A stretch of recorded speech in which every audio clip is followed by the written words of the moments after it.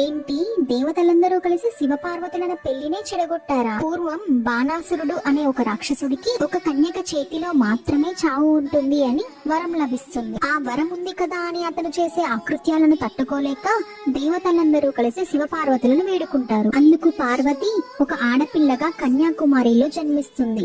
ఆమె యుక్త వయసుకు వచ్చేసరికి శివుణ్ణి పెళ్లాడాలనే కోరికతో తపస్సు చేయడం మొదలు పెడుతుంది. అందుకు శివుడు కూడా అంగీకరిస్తాడు. ముహూర్తం తేదీ కూడా ఖాయమవుతుంది. కన్యాకుమారికి దగ్గరలో సుచీంద్రం అనే ఊర్లో ఉండే శివుడు పెళ్లి రోజున ఉదయాన్నే కన్యాకుమారికి బయలుదేరుతాడు. అక్కడ ఉండే కుమారిని పెళ్లి చేసుకుంటే బాణాసురుడి చావుని ఆపలేము అని తెలిసి దేవతలందరూ శివుణ్ణి మోసగిస్తారు.